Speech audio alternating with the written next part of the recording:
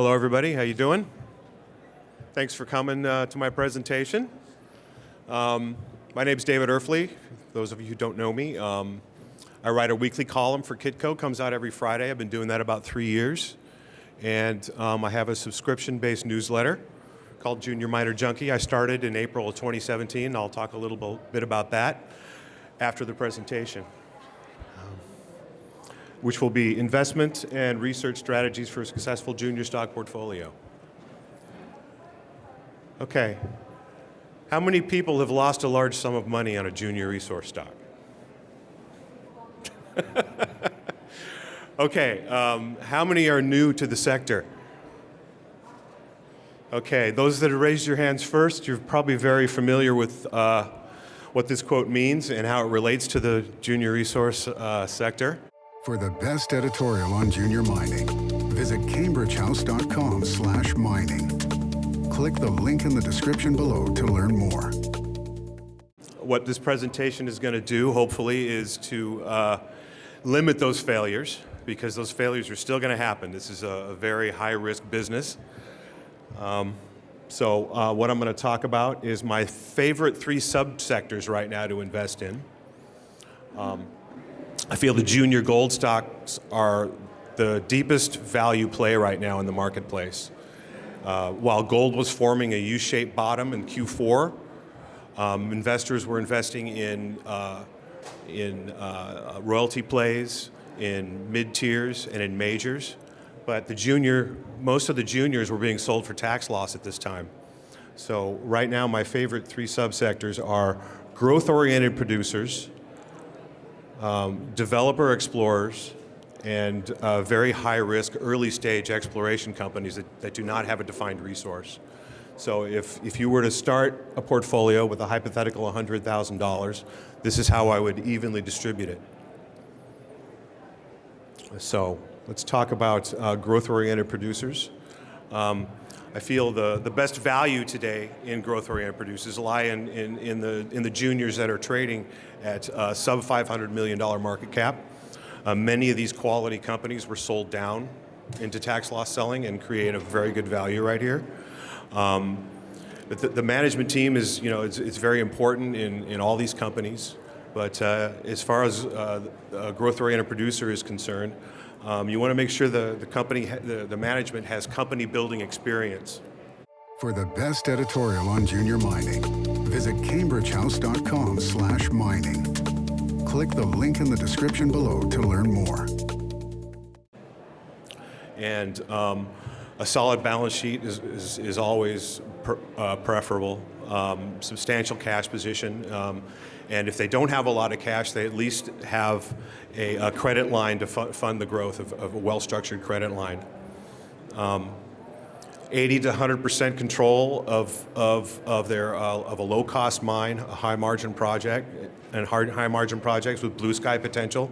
This is important because we want to make sure that these are high-margin projects, because we're still not sure how much longer the gold price is going to stay here below $1,300. $1,300 has there's a lot of resistance there. So we want to make sure that we want to be in growth-oriented producers with high-margin projects. Preferably no royalties or streaming agreements. This is hard to find, because a lot of these companies, to build mines, they had to put a stream or a royalty on the mine. Operation in a safe jurisdiction. That's really key also, because there's so much value in safe jurisdictions right now that you really don't have to mess with high-risk jurisdictions. Solid ownership in the stock with a retail float of less than 60%. You want to make sure that there's good institutional ownership in these companies. And my favorite pick at the show is Teranga Gold. Now, they have a royalty on their flagship project in Senegal. But they do have fully funded growth in Burkina Faso right now. And it's a very solid company, and they did a 1-for-10 rollback of their share structure recently, and their value is very good right here. Okay, the next subsector is developer explorers. Again, solid management team that has access to capital and possesses a track record of proving up high margin projects with minimal dilution. This is key also. You want to make sure that these companies aren't just raising a lot of money and over drilling their properties. You want them to drill up to proof of concept, because if they're gonna over drill their property, that's going to limit your upside in the stock with too much dilution. Also, 100% control of the project, which is contained in a district scale land package, is key. You want blue sky in these things. So that's what majors are looking for. Our goal in buying these things is for a major to come in and buy it out. That's what we're looking to happen.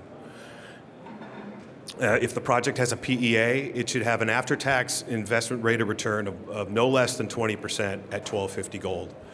If these PEAs are done at any higher than $12.50 gold, their optionality plays in the market is really punishing optionality plays right here until the gold price gets solidly above $1,300 an ounce. Strategic investment by a global miner, and again, a low retail float. It's nice to see a strategic investment by a major. Is a better opportunity for this company to be acquired if you see that. Preferably less than 250 million shares fully diluted if they're at the finance stage. That is key also. Like I said, you don't want to have your upside limited with too many shares out. And enough cash to fund its entire 2019 budget with no debt. Once the gold price climbs above 1,300, I feel that the market's going to gradually re-rate high margin project developers, or producers are going to be acquiring them.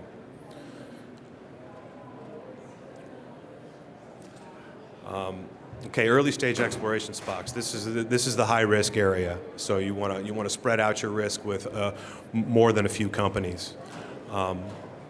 The junior gold exploration stock universe is littered with valueless companies. I mean, there's a lot of them out there.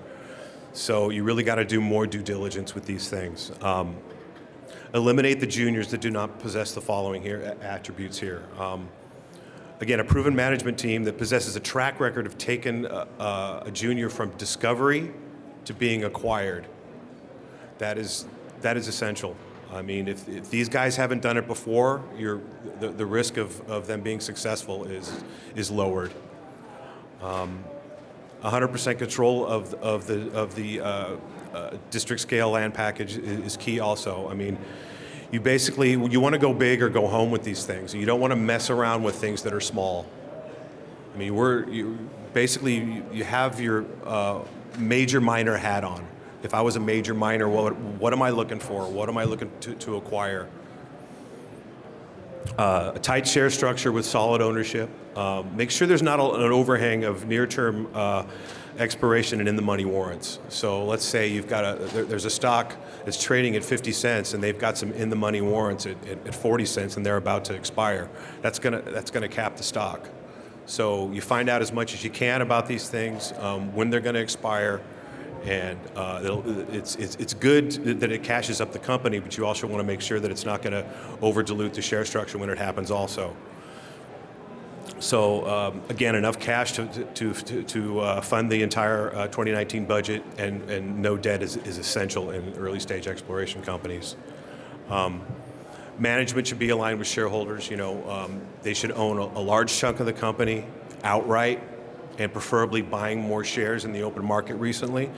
If they just have a bunch of options, that's a red flag.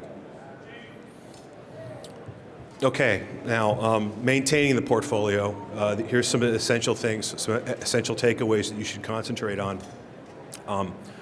Obviously, take profits, but not too early on some of these things. You have to judge each one on their own merit. Like a lot of people preach, as soon as something doubles, take half your money off the table and you'll have a free position. On early stage exploration companies, if you're lucky enough to get into one early and they have a nice hit, I definitely agree with that strategy.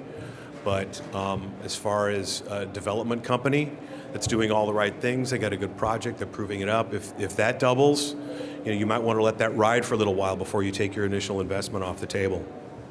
Have a basic understanding of technical analysis. This is important too, because technical analysis allows you to pick a good entry point and a good exit point for growth-oriented producers and for developer explorers.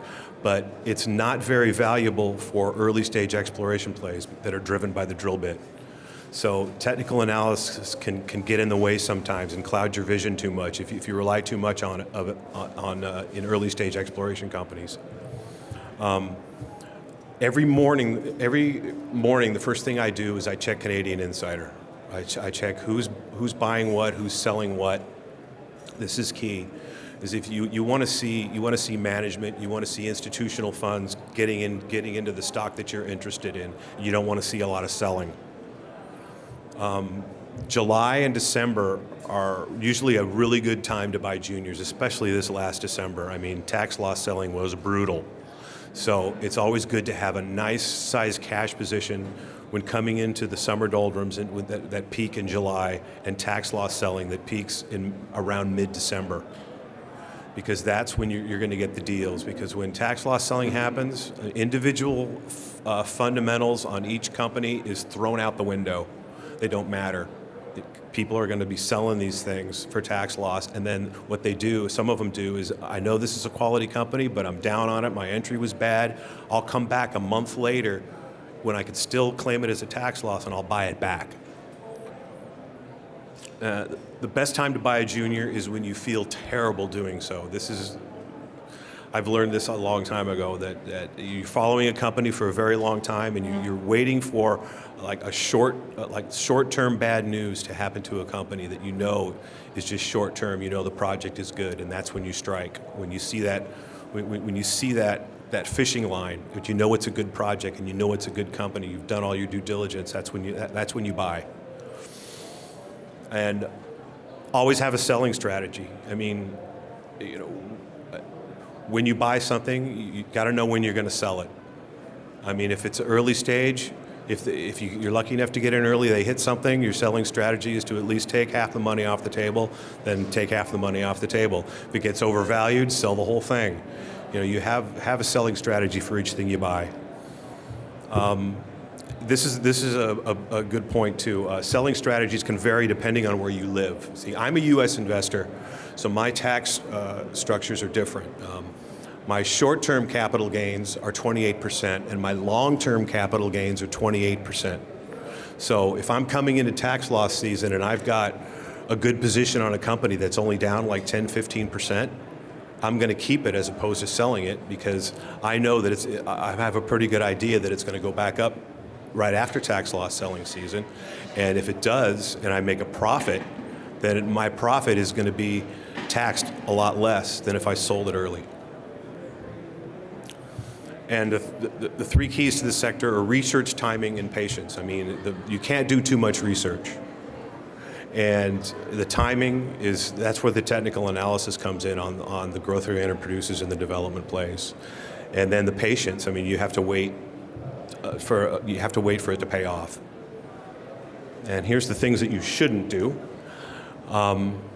Risk management is vital to the success of a speculation portfolio. I mean, you can't overweight too much with early stage exploration companies.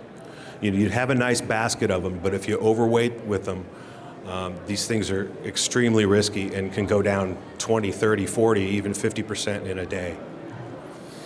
And do not own too many positions. Find out how many positions you're comfortable with, and stick to that many positions, because you have to be able to keep doing your research, keep following them, keep following the press releases, and make sure that these companies are doing the right thing. And if you get too many companies, it's going to cloud your judgment.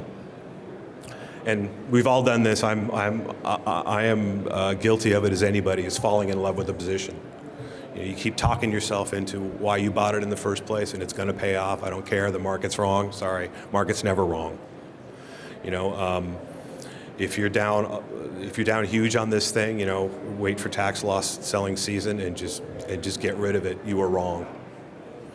Do not chase any junior. This is, I learned this a long time ago. I mean, these things, that they can just go, they can fly on a newsletter pump or a paid-for promotional pump. And now I'm not saying that when these newsletters or paid-for promotional pumps happen, I'm not saying they happen to bad companies all the time. They do happen to good companies. But if they do happen to a company that you're watching, don't chase it. Wait for it to come back down. It always does. And if it happens to a company that you already own, take the advantage of, take the opportunity and the gift and sell some. I already said this, do not place too much technical analysis in thinly traded microcaps. I think I was pretty clear on that. I mean, they're driven by the drill bit, and technical analysis can just get in the way. Do not overweight in one single position. If you got a position, it's doing really well, and it's becoming 10, 15, 20% of your junior portfolio, take some profit, cut some of it, because you don't want to be overweight too much in one of these things. This one is really important. These 3x sector ETFs, they can be very attractive. With the moves up that they have. Please stay away from them until you've mastered the art of successful investment in junior resource stocks. They could be good for hedging if you know a sector's about to get hit, it's overbought and it's about to get hit. They could be good hedging, day trading vehicles, but don't invest in them as an investment. Okay, now what I've talked about here, it's a lot to take in. It's a lot of work. I work 60 hours a week doing this. I mean, it's my passion, it's my life, and if you don't have the time, you don't have the time to do this. My service, which started in April of 2017, it's doing really well. It's about 85% full now. I cap it at 250 subscribers because I give you a 24-hour notice before I buy something. All these companies that I invest in, all these companies that I talk about in my Kidco article, I'm an investor in. Okay, I don't take money from companies. I believe in these stories. I believe in these companies, and I'm doing it with my own money. So I'm fully transparent. I give you information of all my stock trades, when I bought it, when I sold it, how much I made, how much I lost. I do private placements every once in a while, although I'm cutting back on them because they make it really difficult for U.S. investors. There's a lot of restrictions, a lot of extra fees. But if I come across one that I'm not going to invest in because of those restrictions or fees, I'll tell you about it. Access, like I said, access to my trading history, everything that I bought, everything that I sold. It's the performance. I'm doing pretty good. It's up over 126% since 2016. Right now, I own up to I got about 28 juniors right now. The 30 is my limit. That's all I can handle. I can't cover any more than that. But I do have a watch list with 20 more that I like, that I'm watching to replace ones that are underperforming every once in a while. So I'll switch them out. And again, I'll tell you 24 hours before I do it. I have a top 10 list and a top 8 takeover candidate list. And I have a weekly update that I send out to subscribers every Friday after the market closes. It includes press releases from all the companies. I do a summation of what happened in the market during the week and what I think about the sector, and whatever stories that I like from other newsletter writers or other journalists that I feel have hit upon something. I will link those as well. I mean, we're all trying to do the same thing. Just because it's not my idea doesn't mean it's not a good one. Email support. I get back to my subscribers as soon as I possibly can, and definitely within a 24-hour time frame. And I think that's about it. I thank you very much.